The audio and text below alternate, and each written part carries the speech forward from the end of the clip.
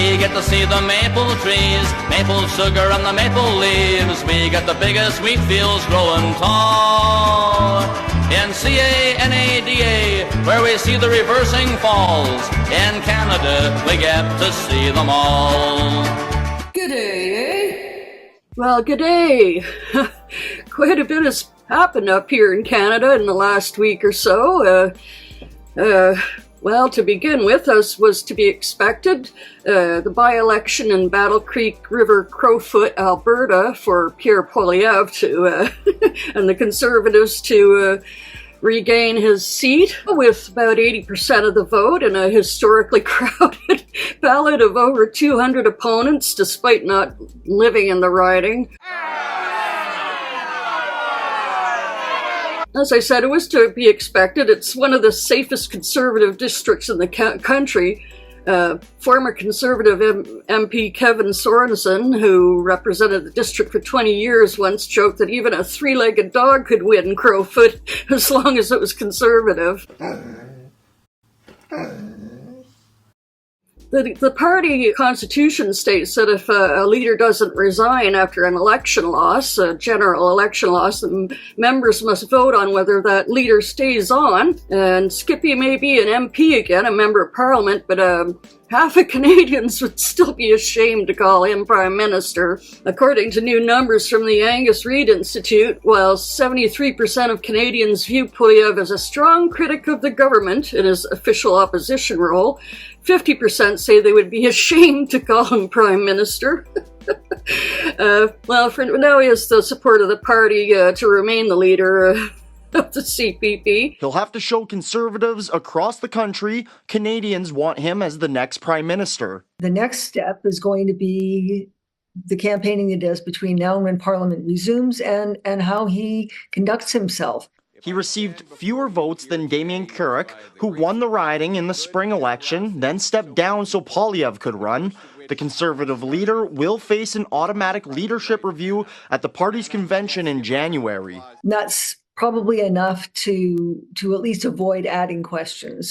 According to Politico, the Conservatives squandered a 25-point lead to Mark Carney's Liberals, and Poilievre was stripped of his opposition leader title, shut out of debates, and forced to use a visitor's pass to enter Parliament. Abacus data, a Canadian polling firm, shows 58% of Canadians consider the Liberals best equipped to handle the U.S. president, with 21% saying the Conservatives are best suited to handle the crisis. The Conservative leader polls particularly poorly among women. A recent study by the Angus Institute shows 64% of women have a negative view of him. Well, Poilievre will return to Parliament in September and will face a mandatory leadership review in January. But he could be up against Doug Ford of Ontario for the position. Some Conservative Party voters and MPs have claimed that Ford was influential in derailing the Conservative campaign, especially in the vote-rich area of Toronto and its suburbs, areas that play heavily into who becomes Prime Minister. Ford and Nova Scotia Premier Tim Houston, another progressive Conservative, are seen as having ambitions to succeed. There are some people, primarily I will say on the progressive side of Ontario politics, who I think are nursing this idea that Doug Ford is going to challenge Poilievre for the leadership of the Conservative Party. And I would just go back to that 1.1 million more votes that Poilievre won last night than Doug Ford did earlier this year. If Ford or the people around Ford want to start a fight for a battle for the soul of Conservative leadership in this country, it's not clear to me this morning that Doug Ford would win that fight. Right. So, and I do wonder if Poilievre and the people around him are thinking that the hard reset they need to do to convince voters that he is frankly not as scary, for lack of a better word, whether they are starting that hard reset now. I guess we will find out in the days to come if he keeps a softer, more magnanimous tone, or whether he keeps his elbows up, for lack of a better word. Yeah. Ford's been making a lot of remarks about Pipsqueak lately. They've been at odds forever. They don't like each other at all. Well, the stink of Trump is hard to wash off.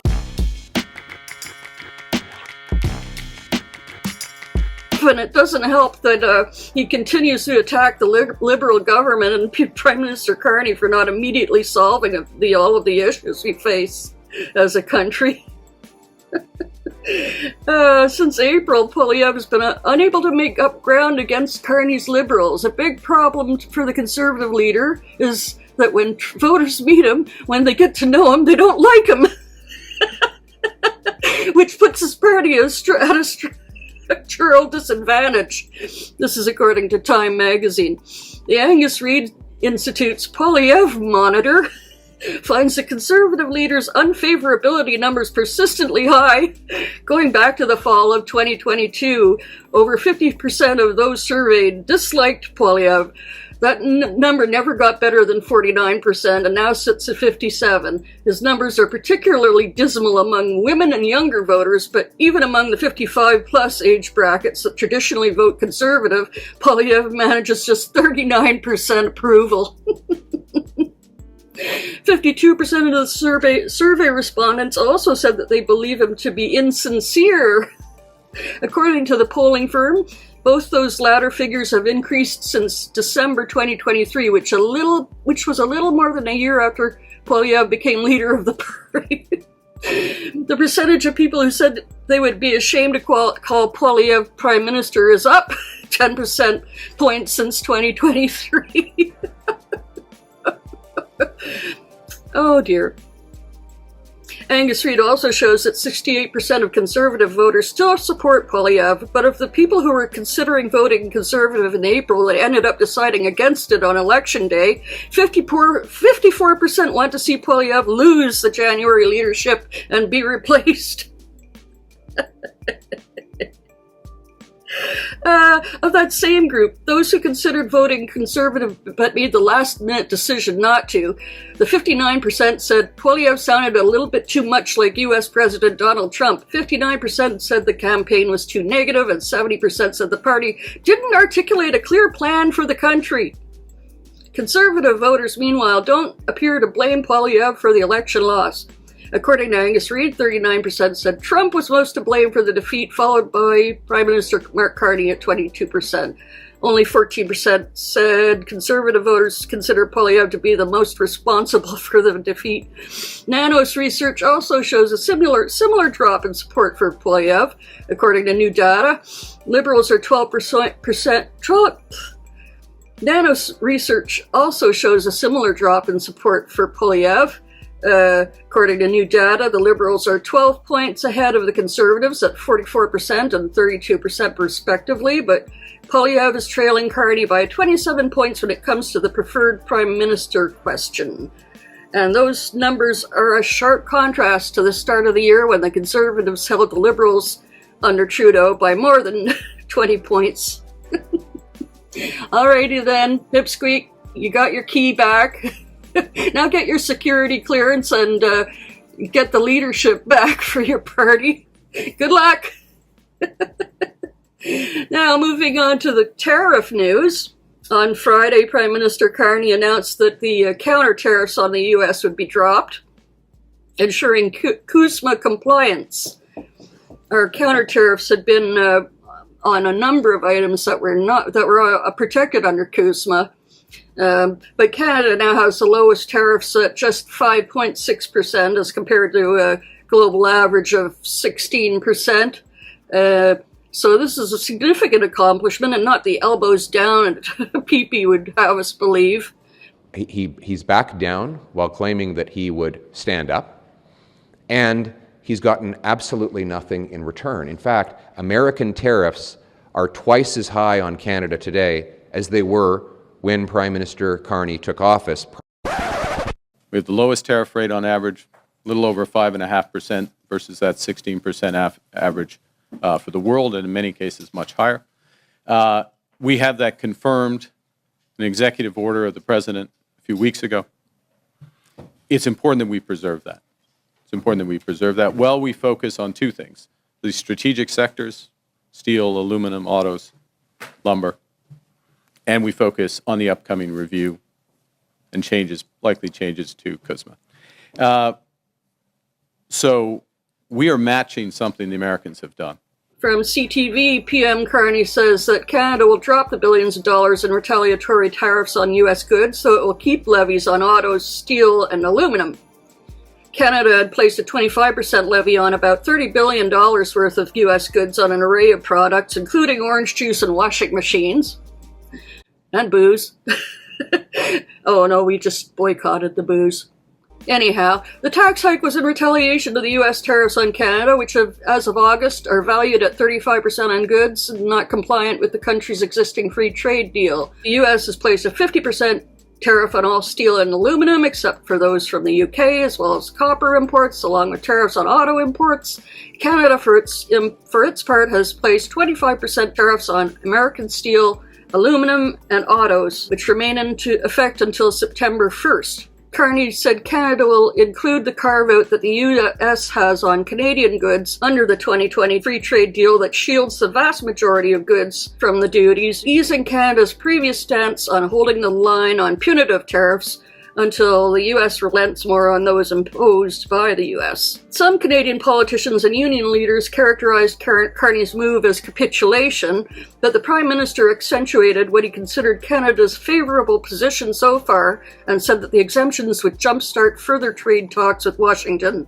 Canada currently has the best trade deal with the United States, and while it's different from what we had before, it's still better than that of any other country, Carney said. And CUSMA is set to be the Canada-US-Mexico agreement, or USMCA, I think the Americans call it, is set to be renegotiated in 2026, which was when it was officially set to expire. Carney's announcement comes on the heels of Maine State Senator Joe Martin's unsolicited and highly insulting letter, which called on our western provinces to join the states.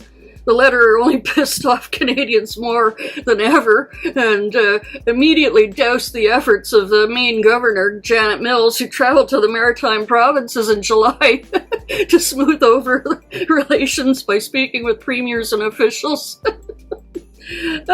Senator Joe Martin, our Republican of Rumford, wrote the undated letter, focused on how British Columbia, Alberta, Saskatchewan, and Manitoba could seek admission as full American states if their citizens consent to it.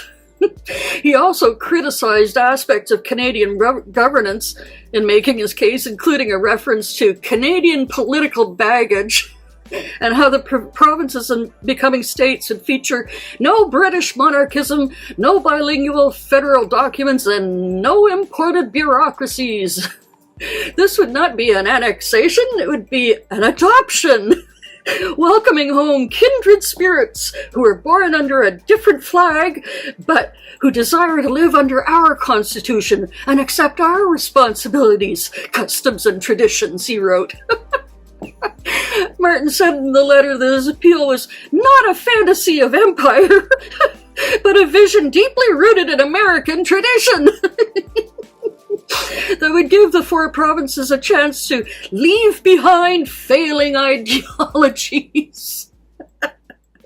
For too long, Canadian citizens have been subjected to an illusion of freedom administered through bureaucratic means, he wrote. Adding that the Canadian Charter of Rights and Freedoms, while lofty in rhetoric, provides no absolute protection.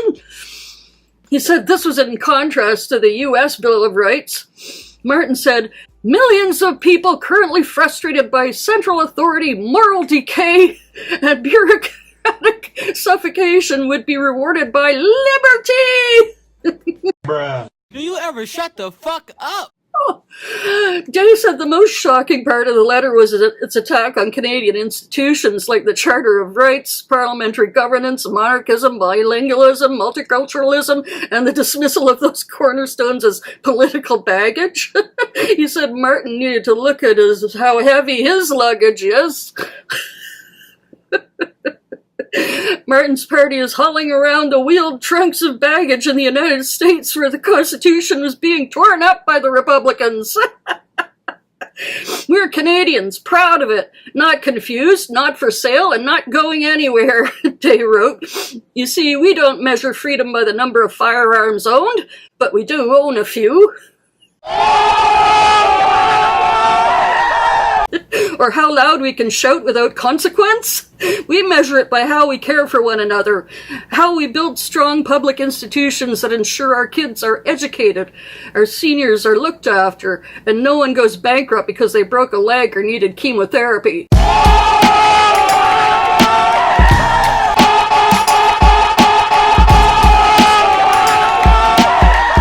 He admitted that the system is currently straining and that BC has work to do, but he made it clear that in his province we're looking east, not south, for those solutions. We are not Americans with a maple leaf sticker, Day declared. We are a distinct nation forged through compromise, built on cooperation, and defined not by revolution but by evolution. We believe in free enterprise, but not in leaving people behind. We believe in individual rights, but not at the expense of collective responsibility. We honor our veterans, support our neighbors, and yes, we still say sorry even when it isn't our fault. That's not weakness, that's courtesy. It's Canadian. Woohoo! He politely told Martin that Canada would have to take a pass, making it clear he and tens of millions of others have both feet planted in Canadian soil for now and ever. Well, Charlie Angus was not as polite in his response. Good morning, Senator Martin from Maine. It's Charlie Angus here in Canada. You know, when I heard that you'd sent out these mimeographed letters to elected legislators across Western Canada asking them to commit treason, to sell out their nation, to give up their sovereignty, I thought it was a joke, honestly. I mean, for one, nobody up here has ever heard of you, so I had to look you up, and I learned, oh, you represent Maine. That's that piece of ground that's below the beautiful provinces of New Brunswick and Quebec. Now, in saying that, I know I'm being a little mean to Maine, but heck, you guys voted for him, so I hope you don't mind if I put a little bit of shoulder into your chin. So I was thinking, okay, who is this guy, and what's his offer for getting people to sell out their country? So I looked up your letter, and what did you say? You said, well, the United States has the values of Western civilization. So is that the same Western civilization that elects a convicted felon, a sexual predator, a guy who brags about feeding people to alligators? Is that your Western civilization? You say that this is a nation under the Constitution. So is that the same Constitution that makes it possible for guys in masks to kidnap people off the streets? Or the president to send the National Guard against unarmed civilians in American cities? Is that your Constitution? Then, of course, you have to say that you're a nation under Christian values. You know, I like Jesus. I sure don't like this American guy called Jesus, because when I was hungry, you fed me. When I was homeless, you gave me a bed. And when I was in prison, you came and comforted me. And you haven't done any of that, have you, Senator? Because your idea of a Bible is some schlocky gold lame stick sold by your president along with his crypto memes.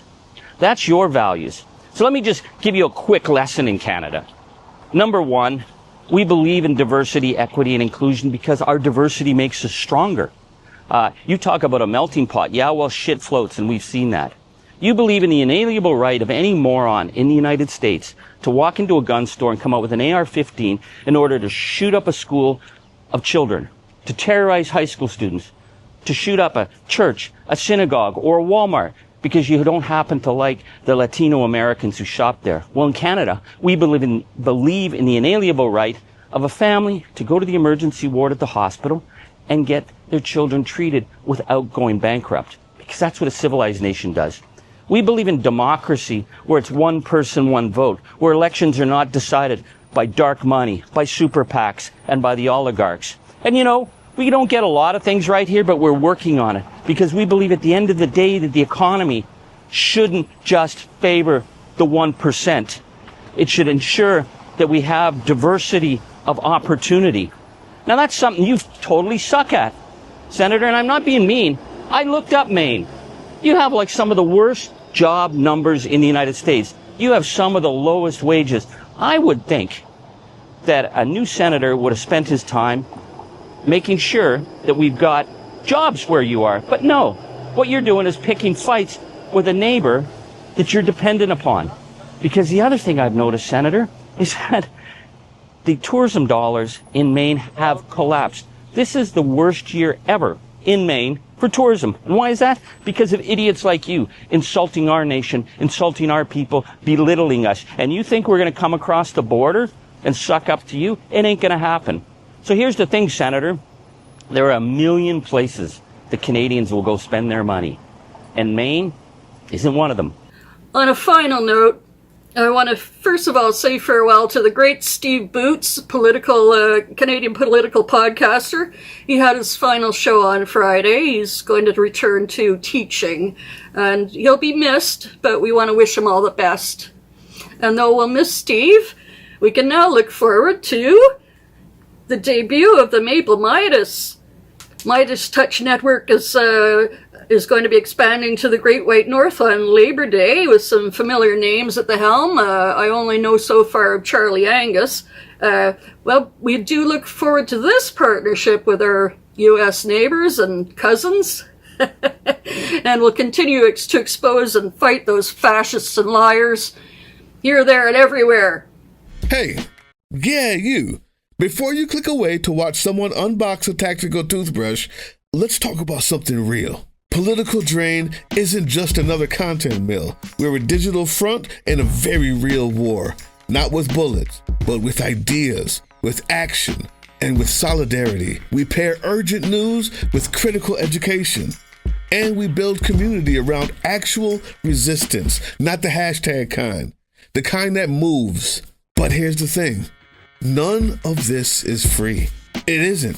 Behind every video is time, labor, research, and some weird guy asking if we're going to pay the hosting bill. And yeah, some of that money goes to things we can't necessarily say out loud. If you know, you know. Let's just say our special ops aren't Call of Duty LARPers. They're people making real moves to protect, uplift, and organize. You're not just funding a channel. You're funding a resistance network in a world where capital still calls the shots. Unfortunately, in a system built on artificial scarcity, even mutual aid has a price tag. And if we want to grow, if we want to win, we need your help. We need your help. So if you've got even a few bucks to spare, toss it our way. It's not for ads. It's not for merch drops, but for people making moves in the shadows so others can do it in the light. It's just us and you. So fund the mission, fund the fight, fund the future, because nobody's coming to save us. We save each other.